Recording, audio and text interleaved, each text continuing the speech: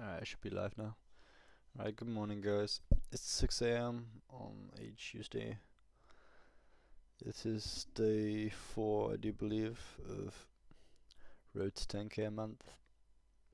And the last 2 days haven't been the best, I know. I mean, yesterday I went to work, but I didn't really stream that much. But, yeah, let's try bring it back today. So, okay. Alright, let's get right into it, shall we? I'm literally stone 1.2 still. It's a bit disappointing, but it's fine. We're gonna get through it, okay? Those two things together, you get a human wild ride, wasn't it? I wonder how the hell this happened. It's like, got into it. chat, you should know. Then I'm going to be rich, right? So, millionaire. Now, you're like Oh yeah, it's like around a here. cheeky bit of heat. Okay. Hold up. Okay. And the synthesis, the entire universe as we know it. So, this might take anywhere between 13. Hold up. Actually, I must set an alarm on my phone for 7 a.m. Because I have to go and I have to leave by 7:30. So, alright. We'll stream for an hour this morning. See how much we can get through. To 27 billion years. But this is the theory of the Big Bang and how the universe began, right? So once again, I'm not going to get into the theological argument as to how the universe was created. But if you believe the Big Bang theory, what we had was some atoms and then some more atoms, and then those atoms got kind of heated and they bumped into each other. And then after 13 to 20 billion years, we have the entire universe as we know it. Okay? So that's a pretty interesting thing to think about. This thing comes from the very beginning. Now, if this thing can bring the entire universe into existence, I think it can help you become a millionaire. Now, you're like, okay, Charlie, this sounds great and everything. This is great. Maybe you're not saying that. I don't really know. But you're probably thinking, why the hell do I care about this? How on earth does this thing apply to me having success with an online business and making money? Well, more than you could possibly imagine. So let's apply this to the art and science of making money. So now that we've got to grips with the first principle of reality and really something that every single human being should know, we're going to explain how to actually make money. And we're going to use this diagram and this idea to develop an understanding that you can act out and basically become successful with. So now we know that for every effect, there must be a cause. For every synthesis, we require a thesis and an antithesis. And that's basically, causing an effect to happen. And what this means is that your goal, your dream, or whatever you want from this program is an effect. Okay? It's a synthesis. Albeit it doesn't exist right now, but it's possible because, it kind of exists in your imagination, so it's kind of real to a degree. And if you can imagine it, and it's, within the laws of physics and nature, then you can actually do it. Nearly anything is possible that you can imagine, provided it doesn't break the laws of physics. And also provided you have enough time, right? Because I could say I want to be like a decatrillionaire, but I'm probably going to die before compounding will allow that to happen. But anyway, so provided that your goal or dream is achievable within the laws of physics and nature, you'd best bet there is a cause, well, multiple causes for it. And these are fully within your control to act out. I'm trying to make this point. All you have to do is set a goal and know what you want and understand that it's 99.99999% of the time going to be achievable. And so all you have to do to achieve it is to find the causes, which are the antitheses that you need, and then go and get them and start acting them out. So therefore your success, and I'm defining success as just you achieving your goal, is as simple as finding out what causes it to happen and acting out that cause. So maybe you're right now, maybe you're broke. And maybe you're going to make some money. And that's going to come into your bank. And then you're going to be rich.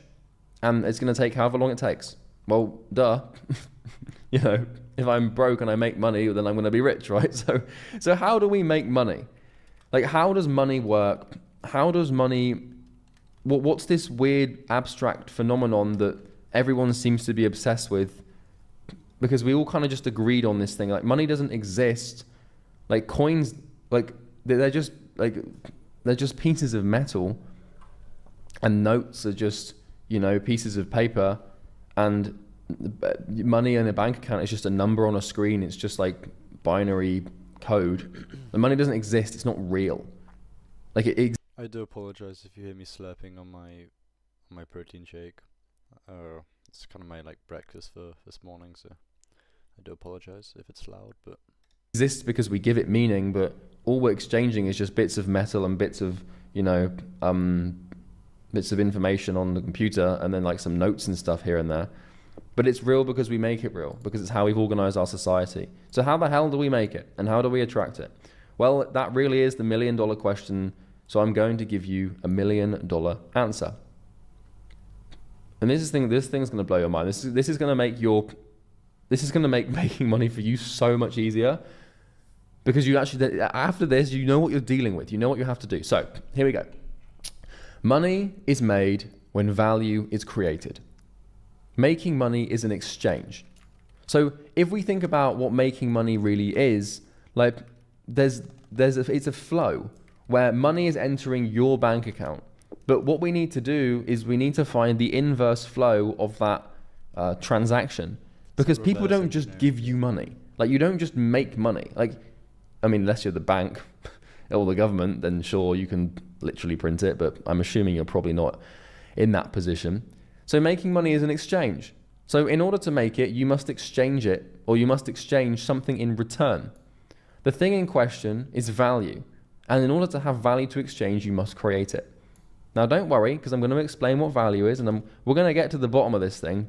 I'm going to blow your mind, but let's start with this. So if we want to make money, this is the synthesis, okay? Making money, like actually existing in a world where we make our own money, and money enters our bank account, and we have wealth. Is this PDF at the bottom there? It probably is. Yeah. Can I? Okay, nice. Hold on, let me just get this really quickly. I want this in my notes. This is something I'm gonna look back on. So this is the synthesis. So if this is the effect, well, what's the cause? Well, if the thesis is that value is created, and the antithesis is a financial transaction, and transaction is basically, you know, when someone gives you money, then if we apply time, then money is made. Okay? So value created for someone, like for a human being, if you create value for someone and they're in a position to act out a financial transaction, and you do this over some time, which might be like 5 seconds for them to send a wire transfer, money will be made. Now, a transaction can occur before value is created based on trust. So for example, like if you buy something before having access to it, you trust that the value that has been promised will be delivered. So for example, like if you're on Amazon and, you know, you want to buy, I don't know, like, what do people buy on Amazon? Let's say you want to buy an iPad on Amazon. Well, the iPad is going to create value in your life. And so you're going to go ahead and you're going to perform a financial transaction and pay Amazon and trust them to ship the value to you. So a transaction can occur at the point of sale. So like if you go and buy an ice cream and they literally give you the ice cream and then you pull your card out and pay, or, you know, the financial transaction can happen before the value is created on the premise that you trust the person enough to actually deliver. Okay? So that's how money is made. We need a financial transaction to happen, but the only way that can happen is if we create value. Well, okay, how do we create value? Okay, so if value creation is the effect and the synthesis we want to achieve, how do we create that? Well, value is created when pain is alleviated. And once pain is alleviated, a human will associate the thing, which is basically the solution to their pain, with the alleviate their pain, with the alleviation of the pain, therefore creating value. So let me say that again. Once pain, or value is created when pain is alleviated. Once pain is alleviated, a human being will associate the thing or solution that alleviated their pain with the alleviation of their pain, therefore creating value. Now, it doesn't exist physically. Value isn't something that you can point at. It doesn't exist physically. It's just in the mind of a human. Value manifests as an associative phenomenon between an emotion and something. So hang on a minute. Let's just explain that. So value is created when pain is alleviated. I'm not talking about physical pain. Well, sometimes it might be that, but I'm not talking necessarily about like actually like pain, scraping your knee on the floor or like having a migraine. I'm talking about like psychological discomfort as a result of having a situation you don't want. So for example, right now, if you are broke and you don't have any money, you are in pain because of this problem. And if I come along with this program and provide a solution to that problem, I am therefore alleviating your pain. If it works, right? I'm alleviating your pain. And what you're going to do is you're going to associate the alleviation of your pain and suffering with value. So if a product comes along and it alleviates pain for you, you now associate that product with value. So the alleviation of pain is valuable, okay? And value isn't something that exists. You can't point to it. It just exists in the mind of a human. And it manifests as an associative phenomenon between an emotion and something. So something that solves pain, like for example, let's say that you had a little bit too much to drink and you wake up the next day with a hangover. You are in pain, okay? And, maybe you eat some food and then you take some paracetamol or some ibuprofen. You take some painkillers. And 20 minutes later, your migraine's gone and you don't feel like you're about to utterly perish.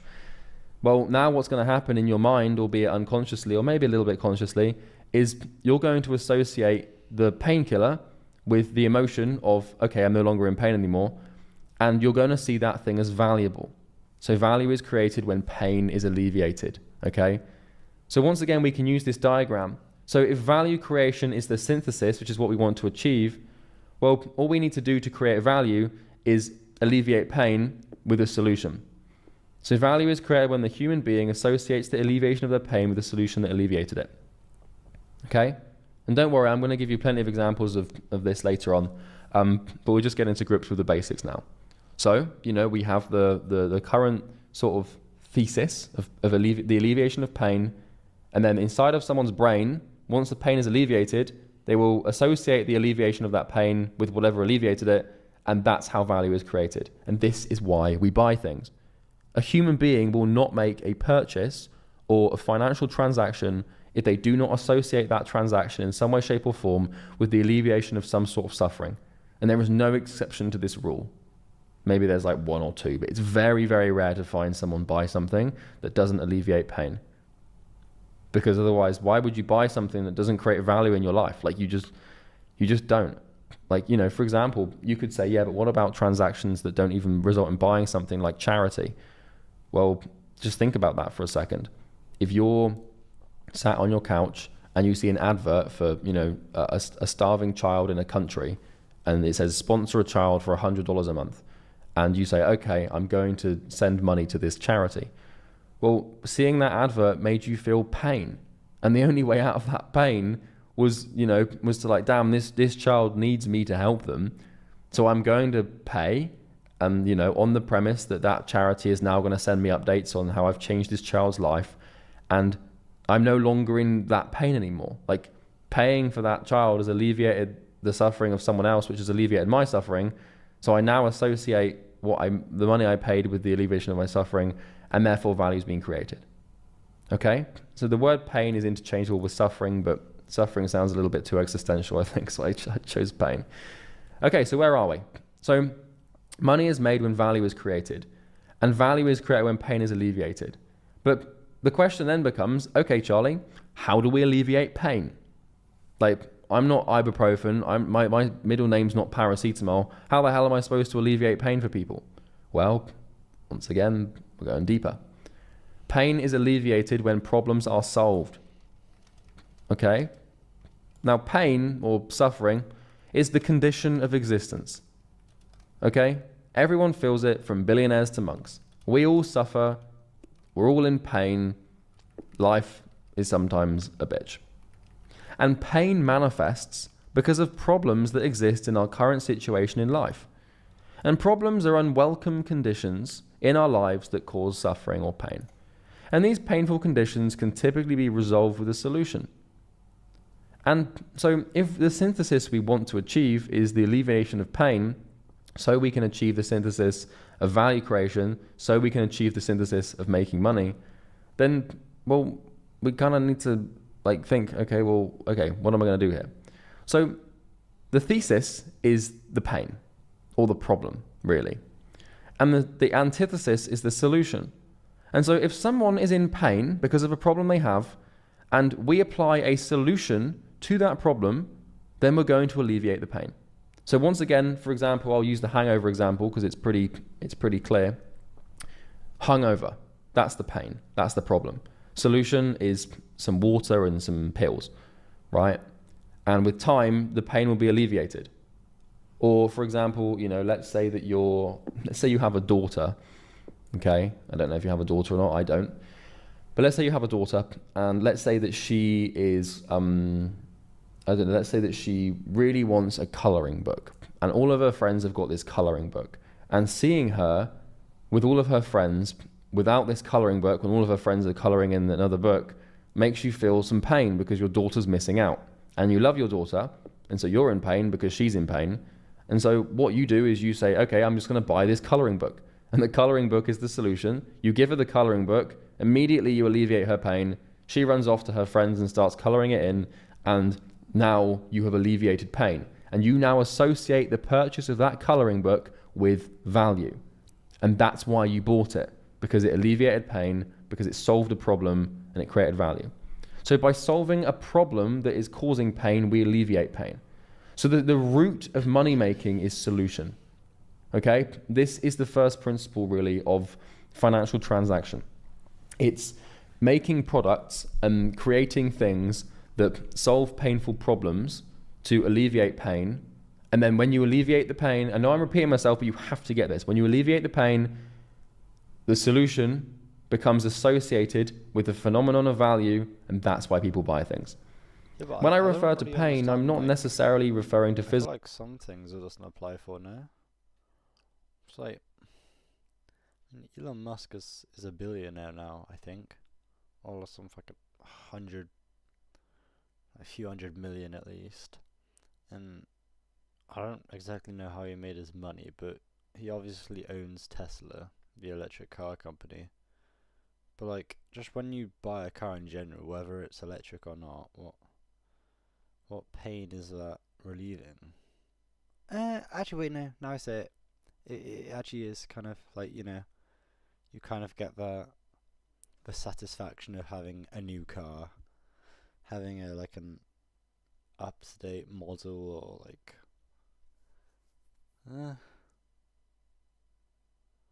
yeah, no, because no, I see it. Because when you buy a new car, it creates value in the sense of it gives you a status almost. Like you have a nice car, it's a status symbol. That's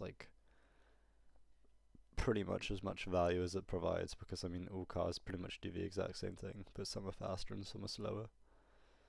But yeah. I don't know. We'll have a look at the examples that Charlie gives Physical us. pain, like I said, like breaking a leg or cutting a finger. Pain usually manifests as psychological discomfort. And pain is the very reason. Oh yeah, so in terms of psychological I can't talk. Discomfort. We could talk about how having an old car is, you might mentally put yourself as below other people that maybe have better cars than you. You feel slightly belittled, maybe. Yeah. That we I'm glad I just spoke about that, because I actually didn't know. Okay. I think I know what I'm doing now. as a species have progressed and evolved.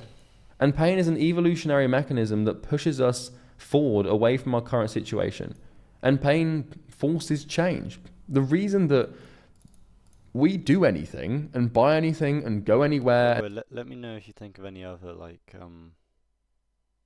reasons to why we would buy a new car. And the reason we do anything ever is typically because of pain. It's because we want to escape pain. Pain is literally the first principle of psychology, or pain Well, I avoidance mean, is the first principle of it's psychology. understandable if your car's broken. Like, I don't know. Like, it's like engine's faulty or something, or you know, it's getting old. But if you have like an actual decent car that you know that runs and that you can run for like a few years now, and And yet it, you still buy a new car, I think it's the only reason you could really put it down to is status. You wanna be what's the word? Kind of want to be known, like you want that attention. No, maybe not attention. That's a bad word. Just like, I'll try to think of something. it's pretty much the first principle of the entire human condition. So it helps to understand it. It does not matter what you achieve or what your current situation is, you will always find discomfort and suffering in it, especially with money or achievement. Now, I know this sounds hard to believe, where, you know, right now if you're broke and you're like, well, if I was making 10K a month, there's no way I could be in pain. Well, that's very true at the beginning, but if you plateau and, you know, you stop growing, like, and then you start to realize that there's more things you want to buy that you can't buy, and then you realize that one business class flight to Bali wipes out 30% of your monthly income, like, you're going to start to think, I want more than this. And I can say that I make like $1 million a month now, and I still find discomfort and pain in my current financial situation. And I know that is that's a very out of touch with reality thing to say, but not my reality. Might be yours. And this is why billionaires continue to work. And this is why #1 world-class athletes train to beat their own records. And in order to create value, we must alleviate pain by solving problems. And this axiom works because pain avoidance, like I said, is the first principle of the human condition. And, you know, if you really stop to think about this for a second here, your goals exist as vehicles to escape pain. And you will purchase things and you will buy things to facilitate the achievement and accomplishment of said goal. And it's very rare that you want to move towards something. So if your goal right now is to make $10,000 a month, you don't want $10,000 a month necessarily. You just don't want to be where you are now. Like, we use goals as things that pull us out of negative situations typically. It's very rare that you want what you want. It's you invert it. You just don't want what you have now. And so you set a different thing and you work towards it. But that being said, we're not going to get too far into the weeds and too philosophical here, but that's basically how we make money. So if we know that pain is alleviated when problems are solved, well, the next problem is, how do we actually solve these problems? And so now we're going to dive into something called critical information, which is absolutely imperative to your understanding if you want to make money. So, okay, well, how do we solve problems? Because if we need to solve problems to alleviate pain, to create value, to make money, then we need to kind of understand the base of this thing. So problems are solved when something called critical information is applied. And I'm gonna do a deep dive into critical information and like how to understand this and apply it and everything later on. But for all you need to know for now is that critical information is basically the quote unquote right information required to solve a problem. Okay? So coming back to the random example of your daughter's coloring book, if your problem is, you know, she hasn't got this book and her friends have it and she feels left out and she's sad, and the solution is to buy the book, then the critical information is like knowing which book to buy and where to buy it and stuff like that, okay? So really all solution is application of information, but the reason it's called critical information is because critical denotes right or correct. Because, you know, if you buy the wrong coloring book, or you buy her a coloring book that only has swastikas in it, that's probably not going to be a good idea, right? So you need to make sure you've got the right information, and the right information is denoted as critical information. Do not worry. Again, there will be examples that will explain this in full detail. So most problems exist and most problems persist in life. Well, we'll put here, most problems exist and persist for two reasons. So any problem you have exists or persists in your life for two reasons. Either you don't have the right critical information to solve it, or you have the right critical information to solve it, but you don't apply it. And you either don't apply it because you're lazy and self-sabotaging, or because you don't have the time, tools, or means to do it. So this is really the only reason the problem ever exists in your life. Like the problem you have of being broke and not having any money and being poor exists because you don't have the information that you need to have to solve it. That's it.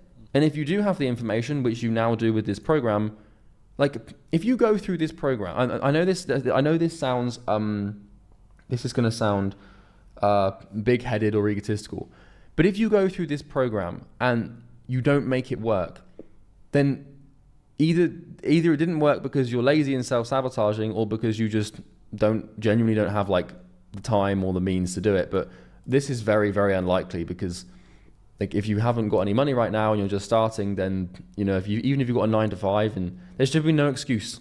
So if it doesn't work, it's going to be because of laziness or self-sabotage or something like that. So if you're broke, all you need is the right information, and you need to apply it. You need to apply yourself and take action. And that's really what taking action is it's the understanding of the right information and then acting out the world as if it's true. So let's have a look at this, okay? So we've got the problem, which is the thesis. This is the thing that exists, that is creating suffering and pain in someone's life or in your life. And then we have the critical information, which is basically, we're going out into the world and we're finding the information that, if applied, would solve this problem. And then what we're doing is we're basically applying it. So critical information is information that is the right information to find and apply to the problem to solve it. And so this is called application, or taking action on the information you found.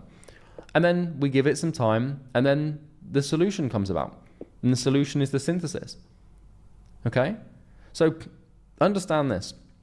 Your job as a consultant, and you can call yourself a coach or an agency owner or a course seller or whatever the hell, your job as a consultant, coach, agency owner, whatever term you use to define it, is to apply, or is to find and apply the critical information required to solve a problem for a group of people, also known as a niche. We'll get into that in another video. And that's it. Your job as a consultant is to find and apply the critical information required to solve a problem for a group of people, and that's it. That's the first principle. That's the axiom. That's the fundamental. That's the bottom line. That's the brass tacks. That's it. Okay? How do we make money? Well, money is made when value is created. Value is created when pain is alleviated. Pain is alleviated when problems are solved, and problems are solved when critical information is applied to them. So if we want to make money, we come all the way to the bottom of this idea, and we understand that it just hinges on us finding the right critical information and applying it to the problem of our clients. Now, this video is a two-edged sword, because you can use this information to understand how to solve your life and make money for yourself, but you can also use this information to understand how to help your clients. And so as you're watching this video and some of the other videos in the foundational modules, I mean, all of the videos really, not only do they apply to you and your understanding of the world, and they're going to help you make money and be successful, but they're also going to help your clients, because you're going to use this information to solve problems for them and move forward for them. Now, it's worth noting that some problems aren't solved with critical information. So I'm not saying that every single problem in the world is only solved through information. But honestly, if you really think about it, most of them are. Like, for example, if you're hungry right now, and that's a problem because, well, you're in pain, you're hungry, okay? And let's say you eat a banana. That's the solution. And then you get satiated, which is the synthesis. So, problem thesis is you're hungry. Antithesis is a banana. You eat the banana, that's the contact. And then maybe a couple of minutes elapses and now you're satiated. Satiation basically means that you're full up, okay? Now, the banana isn't critical information per se. It's just a banana. However, someone sold you this banana, okay? The banana's the solution, but someone sold it to you. And so whoever sold it to you, they had to plant, farm, harvest, store, transport, market, and sell it. So the banana's not the critical information per se, but the person who really solved that problem for you was the person who built the chain of operation to plant the thing, farm the thing, harvest the thing, store the thing, transport the thing. I mean, these are not easy things to do, to build like a banana empire and, for it to end up in a supermarket shelf for you to buy for $1 or 50 cents or whatever the hell bananas sell for these days. Inflation's gone mad after all. Whoever did that, they needed the critical information to build the agricultural and operational structures to sell it to you. So sometimes companies that sell products that aren't information based still only add value by using critical information to get that product in front of you in the first place. For example, like if you're buying an iPhone, right? It's a product. It might not feel like it's critical information, but think about how much critical information was required to build the thing, design the thing, market the thing, get it to the point where it can be sold to you for like $1,000. Like that's critical information, and that's the application of critical information to solve a problem, okay? So whilst products solve problems, the process that gave assent to the solution is where the value is derived from, okay? So understand, everything anyone buys ever is purchased in some way, shape or form to solve a problem and alleviate pain, no matter how trivial it may be. And we're going to get into a bunch of examples here in a second, but to really solidify this, I want to just show you the money-making mechanism, right? Maybe I should have called this program the money-making mechanism. It sounds a lot shinier. But this is it. This is how you make money, okay? So what we do is we start with a problem. We find a problem that a person has or a group is. This is a niche, right? And we're going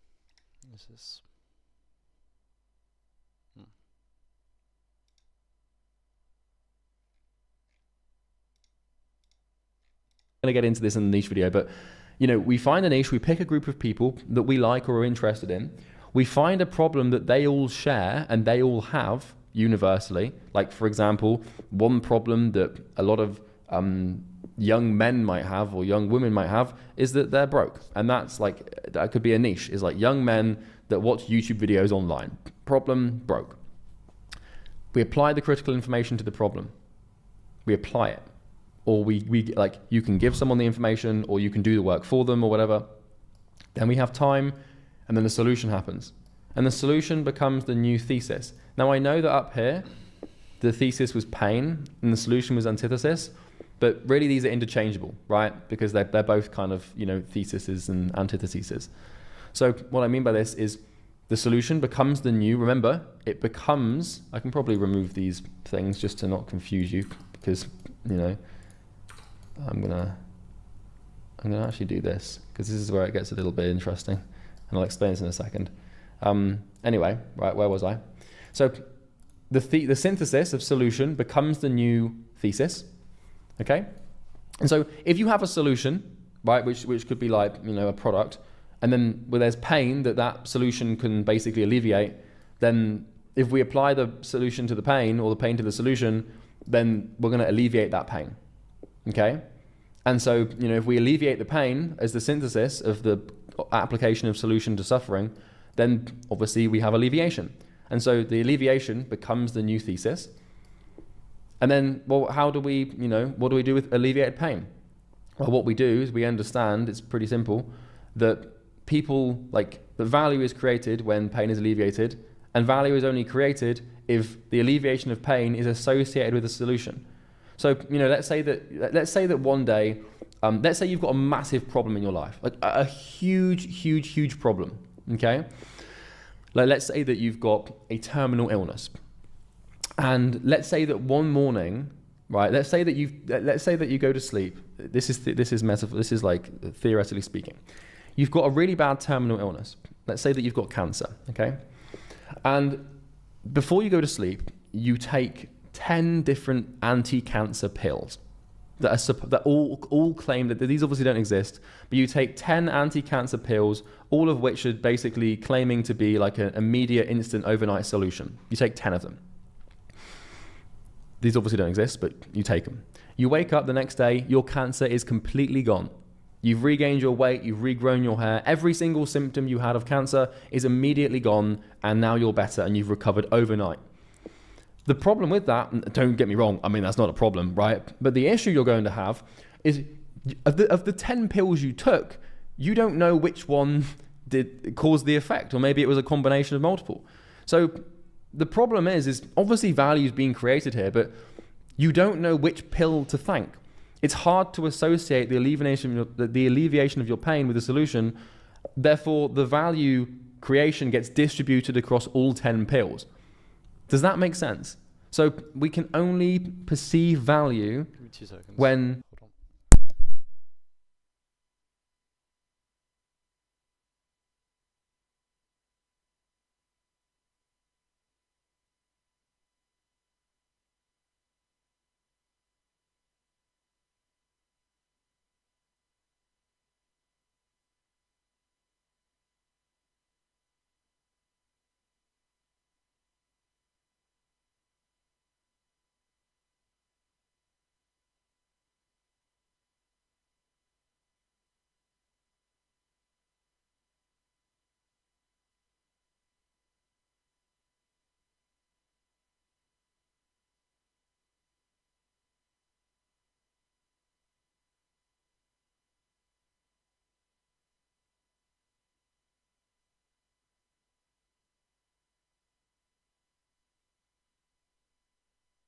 Okay, I'm back. A product has solved a problem that's creating pain for us. Okay? And that's the only, and value, other than that, value does not exist. It exists in the mind of a human, and the entire market, the entire economic machine ticks on the perception of value when this phenomenon happens. Okay? And so value is created. And once value is created as the synthesis of this thesis and antithesis combination, then it becomes the new thesis. And then, you know, well, how do we go from value creation to making money? Well, we ask for a financial transaction. Now, you know, it's pretty simple. You create value, and then a financial transaction happens, and money is made. And this is how we get what we want. The synthesis we want to do with this program and all along is just to make money. But to make money, we have to create value by, you know, obviously a financial transaction occurring. But how do we create value? Well, you know, we alleviate pain, and by alleviating pain with the solution, there will become like association will happen between those two things, like classical conditioning, so to speak, which creates the value. But then, like, to create the value, we have to alleviate the pain. But to alleviate the pain, we have to find a solution. And to find a solution, we have to apply and basically find the critical information and apply it to the problem. So I know that's like I know it's literally that simple. This is how you make money. This is how any financial transaction happens. This is how any business or entrepreneur gets clients and makes money. This is it. It's literally this simple. And the funny thing is what's going to happen is when you start making money, this synthesis, it has to become the new thesis. It's impossible to not. And so what's going to happen is this is going to loop around and loop around and loop around and loop around and loop around. And now that you've made money, you have a problem. And that problem could be, well, how do I grow this money? What do I buy? Like, how do I keep growing this money? Like, I haven't got enough money. I need more money. Like, or people are now trying to steal my money. Like, don't get me wrong. Don't think your problems end when this happens. Like, trust me, you're going to start doing crazy stuff to keep it and make more of it. You're going to move countries and, like I did, like move to Dubai. You're going to constantly be chasing the high of making more of it. Like, this thing does, just a fair warning, making money, it comes with some damn problems, okay? Like, it really does. Ask any entrepreneur who's got money. Like, don't get me wrong. The problems of being broke are way worse than the problems of making money. But it's not problem-free and it's not pain-free, okay? But it's still a good goal to aim for because it's going to be way better. Like, the problems to solve at this level are way better than the problems to solve it, you know, when you're just broke. Okay, so that's how you make money. Just take a second, let it sink in. Problem, solution, solution, pain alleviation, value creation, money made. Screenshot it if you want. I mean, you can actually come into this document. This will be available in the resources section below. And you can open up this Miro board. And I hope that gives you some clarity on what the hell we're actually doing here. Okay? So now let's actually get into some examples, because I've obviously given you some very strange examples, like a coloring book for a daughter. Hopefully not with horrible war signs in it. Okay? And, like, you know, overnight cancer pills. Like, these are obviously abstract examples. So let me make it concrete. So, okay. So ibuprofen, or a painkiller pill. So once again, we've done this one. You've had too much to drink and you're hungover. So you're in pain because you've got a headache or a migraine. Now, you might be thinking, like, well, how can a pill be critical information? Well, first of all, like understanding that if you take it will solve the problem, that's critical information.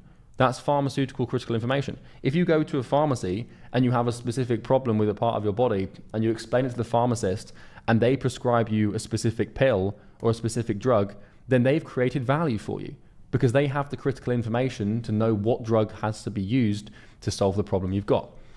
But the other thing about these pills, like painkillers, is it's taken 100 plus years of pharmaceutical research and development to basically package them into a little white pill you can take and remove all your problems in 5 minutes. That sounds like a drug. I don't mean it in like a recreational way, all right? But this is critical information. The companies that make these painkillers spend millions, billions of dollars and hundreds of years developing these drugs. And so that's like the drug can't exist without the critical information that gives assent to it existing in the first place. And so the value is created really at this level to create the product. Like products aren't value, it's the process that, well, they are actually. I'm not going to overcomplicate it. Solution, small white pill taken with water, removing pain, and it might take 30 minutes. Now, let's test this idea even more, because trust me, I've spent more than a week on this video alone, right? And I've really, really battled this idea. I've pulled it apart, I've questioned it, I've really tried to just ensure that this thing is first principled, and it is. So let's say a keyboard or a mouse or a monitor. Like you might be looking at your desk or thinking about something like, how on earth does buying a monitor or a keyboard or a mouse or something so trivial, like how does buying pieces of plastic that have utility for work in any way, shape or form alleviate pain and create value? Well, maybe your problem is you're working too slowly. You have inefficient work, and maybe you're hunched over a laptop all day. And the pain you have as a result of these things is your business isn't growing and you're working too slowly and you're not being productive or as productive as your friends, and you have some back pain. So like, think about it. Why would you buy a keyboard? Like what problem does that thing solve? What pain does it alleviate? Well, I don't know if you've ever tried to spend too much, like typing on an actual MacBook, like that thing sucks to type on. It's fine for like an hour or two, but if you're working 12 hours a day, 6 days a week on something very important, and you're hunched over this little laptop with your elbows digging into your hips, you know, there's a funny image for you. I'm literally doing it right now. With your elbows digging into your hips, hunched over this tiny little screen, like it is not good. It doesn't feel good. It's like, it's an uncomfortable position to be in.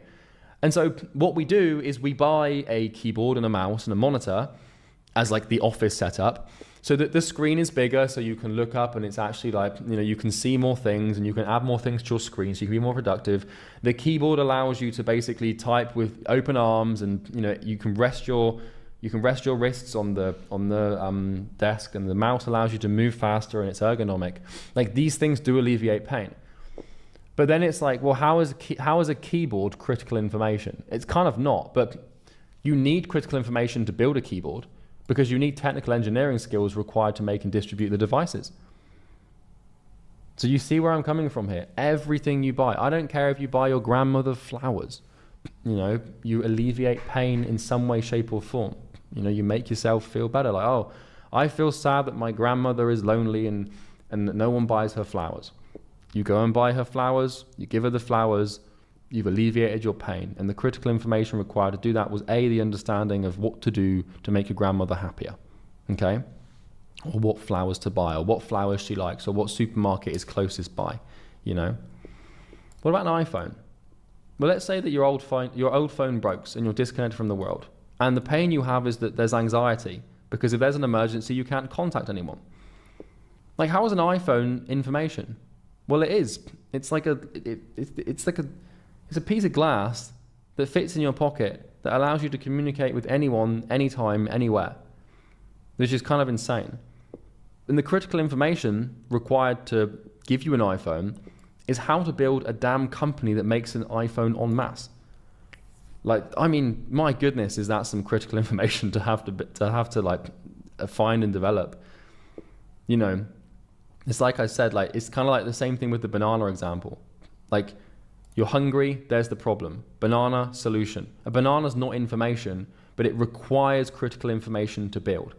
to get to you on a supermarket shelf. And the reason that the person who sells you the banana makes money is because they know how to facilitate the A to Z process of getting it to you. And that's the critical information. That's the same thing as the iPhone. So, sometimes you can actually, this is what we're going to do, and this is what I'm going to teach you to do. We are actually selling information as a consultant. So, if for example, you're, let's say that you're broke, and you haven't got any money, and I give you a course on how to make money. I'm giving you the information, I'm giving you the critical information, but I still had to have the critical information to build the thing. Anyway, you get my point. So you can read through these examples here. I won't bore you too much with all of them, but I will give you some pretty funny ones, I think, as well. I'm just wanna, yeah, okay. Let me just bring this up. Okay. So Amazon, right? What the hell? How does Amazon create value? Well, as a human, I want everything as cheap as possible right now. And the pain I have is that I'm annoyed that my last delivery took 2 weeks. And I'm annoyed it was expensive and it came in one color. I wanted to buy it in red, but it was only available in black. Well, Amazon has built a company with the cheapest products, with the most variety and the fastest shipping times. And doing these three things, that takes a lot of damn critical information. So Amazon's product, because Amazon doesn't sell anything. I mean, they have Amazon Essentials and their own products, but Amazon isn't really a product company. It's a service. Amazon's a service. And the service that you're buying when you buy from Amazon is the cheapest products with the widest range and the fastest shipping times. Okay? And that's how this works. I'll give you another example. Fridge magnet. How the hell is a fridge magnet a pain alleviation mechanism? Well, recently my friend asked me to get a fridge magnet for them on my last holiday, and me being me, I forgot. This is a true story. So the pain that I was in, albeit this isn't a huge amount of pain. I'm not leg broken, dying of terminal illness level pain here. I'm not. But still, my friend is disappointed a little bit, and I need to make up for this because I don't like disappointing my friends. My friends they're not having an existential suicidal crisis because I didn't buy them a fridge magnet, but there's still this sort of unwritten dude, I asked you to get me a fridge magnet and you didn't, and you said you would, so I'm a little bit annoyed. And the pain I'm experiencing here is breaking my word, oh shit, I did promise you. So, the critical information, however the hell you make a fridge magnet, I don't know how you make a fridge magnet, so I'm going to go and buy a fridge magnet from someone who knows how to make one. It's the same thing with an iPhone. Do you know how to build an iPhone? No? Well, then you're going to go and buy it from someone who does. Same thing with buying a banana. Do you know how to plant, farm, harvest, store, and, transport a banana? Well, you probably don't. So you're going to go and buy it from someone who has the information available and is applying that information to bring you the solution. Okay? And, then I bought the fridge magnet. The solution is some tiny, shiny piece of PVC that my weird friend finds aesthetically pleasing. And if you're wondering, I got it from Croatia. Which you're probably not, you probably don't care. And the time is obviously immediate. So what about house plants? Well, I've got an office in Dubai, and when I moved in, it felt bare and clinical and boring. I was kind of oh, this thing kind of sucks, right? So the problem is my new office feels bare. The pain is I didn't really feel comfortable in my office. It felt like I was in some sort of hospital waiting room. So once again, do I know how to import houseplant seeds and grow them? And, do I know what to feed them and what temperatures? No, I don't. I don't know how to do that, right? So I'm going to go and buy these houseplants from someone who knows how to do these things. And then the solution is that they came and they potted them up for me and they were already grown. And now they're in my office. And now I'm no longer in this pain.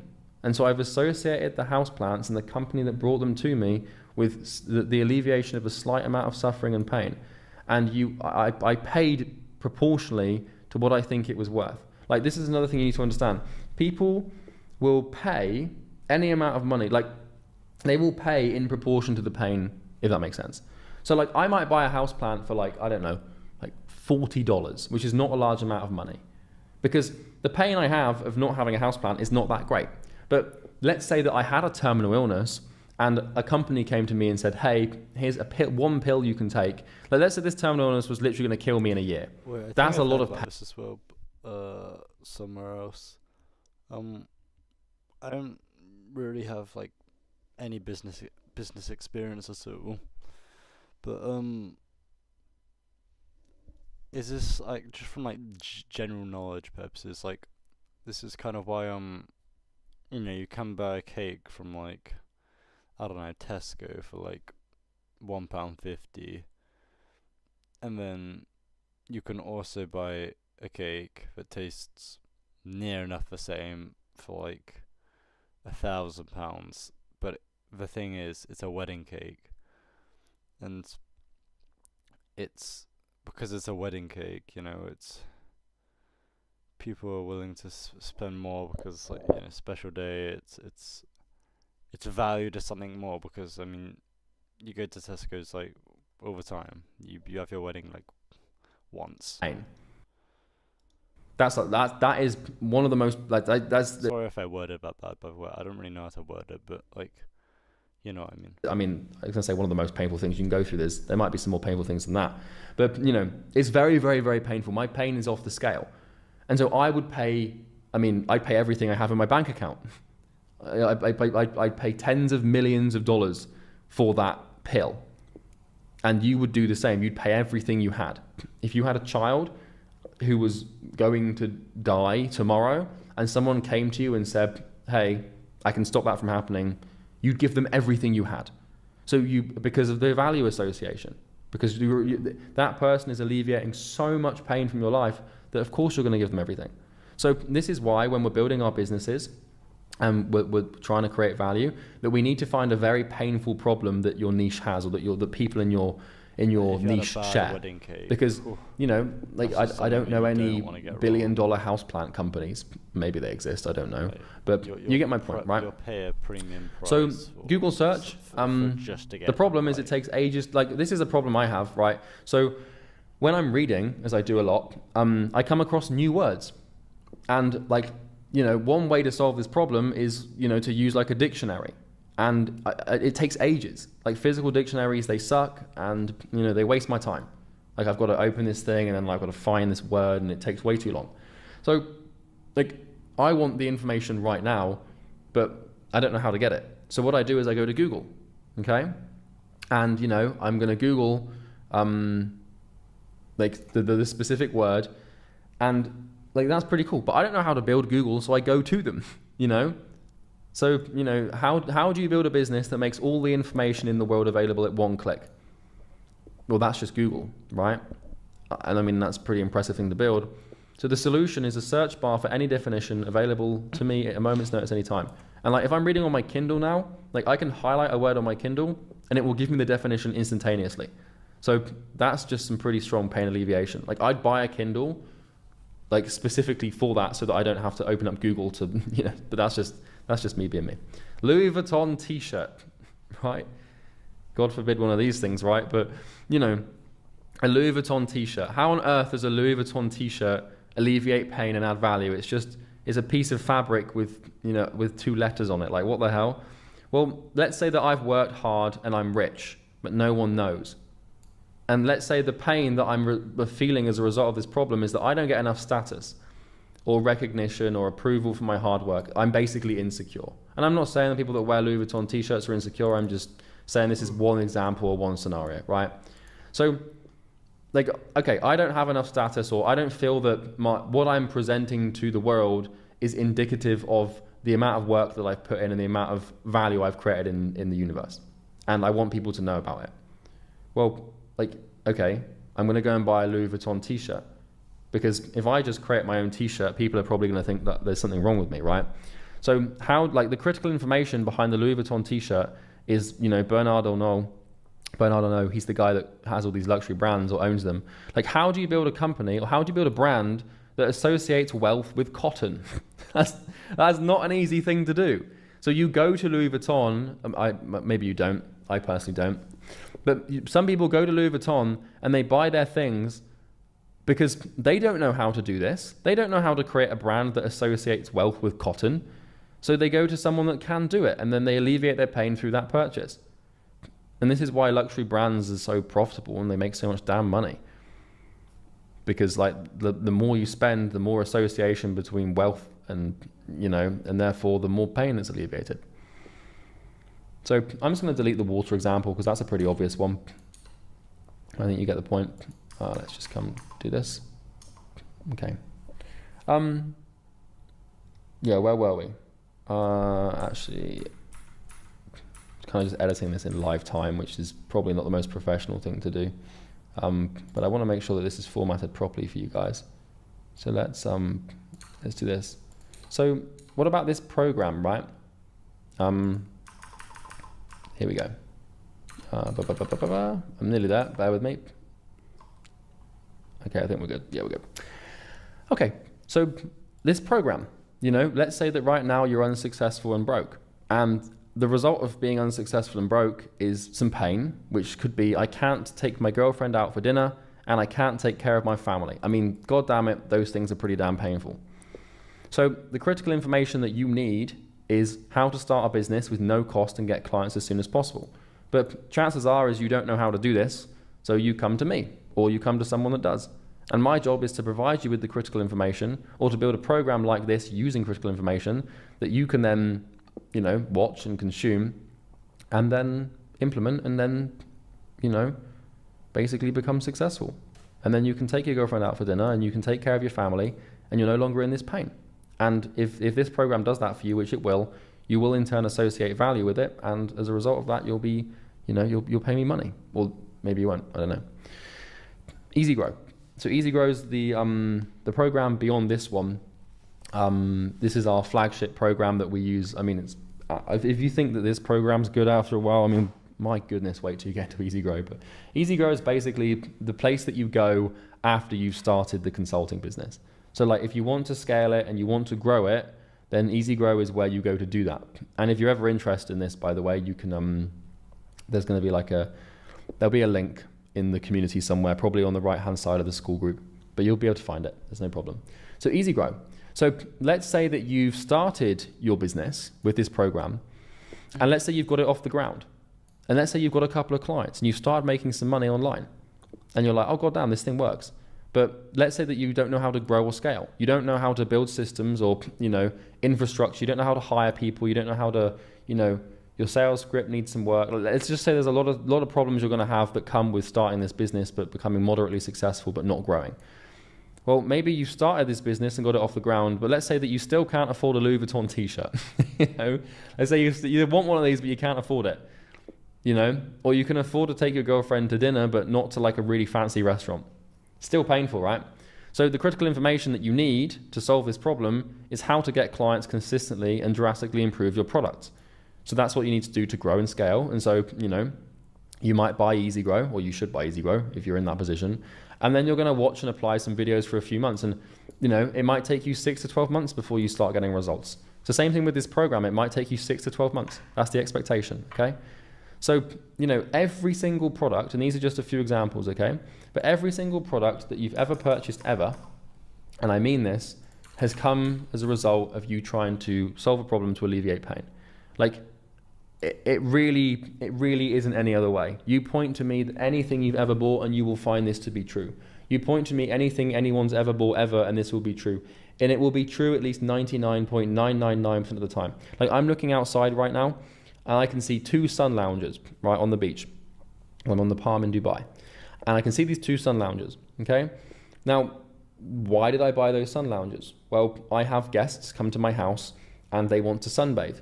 And if those guests have to lie on the floor to sunbathe, then that's kind of embarrassing for me and that makes me feel some small amount of pain. It's not that painful, it doesn't hurt that much, but the pain still exists, that psychological discomfort, that phenomenon of, you know, micro suffering is still manifesting in my brain. And so I bought these sun loungers and I don't know, they were like $40 each or something, they $50 each, $30, I don't care. They weren't expensive is the point. And so, you know, you pay for solutions in proportion to the size of the problem. Like if you're in the desert and you're thirsty and you're literally dying of thirst and someone brings you a nice old bottle of San Pellegrino, I mean, you'd pay thousands of dollars for that bottle. because you're in so much pain. But if you're typically hydrated in your day-to-day life and someone offers you a bottle of San Pellegrino for $5, you're going to say no because you don't need to spend $5 to be hydrated because you already are. Does that make sense? So, you know, anything you look at, you will find this to be true. And this is why critical information is the secret to making money. And as critical information, this can either be the information required to build the product that creates the value, or it can be the information that you actually give to someone, like a book, for example. But really, like, you still need the critical information to build it, or write it. So there you go. So there are a ton of problems and pains that these products solve and alleviate. So, for example, like, you know, with Google search, like Google doesn't just exist to find the definitions of words.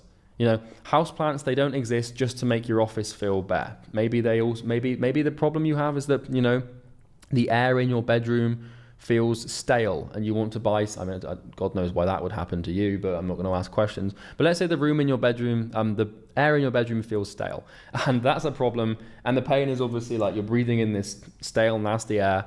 So what you do is you buy some like house plants to, you know, cleanse the air or whatever the hell they do. And that might be another problem that house plants solve. Or, you know, another problem that fridge magnets might solve is you might have like a fridge that reflects light. And every time you walk in the room, the light bounces off the damn thing and it blinds you. And so you go and buy a fridge magnet to put over the point at which the light bounces on it at 3 PM. And it's these everywhere, you'll find it. So I'm going to move on as to not bore you, but that's the point. So, you know, like with the iPhone thing, you might buy an iPhone for Apple CarPlay because your car has Apple CarPlay and it annoys you that you don't use it. Or it might be, you might buy the iPhone for the aesthetics because you don't like the way an Android looks. Or you might buy it. Alright, let me wind it back a little bit. We'll start the next stream from here, just because he's getting onto like another thing now. But it's 7:02 AM. I might try to stream later as well, so I have like a morning and afternoon stream. Just so I can catch up with this video and get it out of the way, because I'm falling behind quite a bit. But today's stream's been okay. I am slightly tired. I mean, I woke up at 5 today, and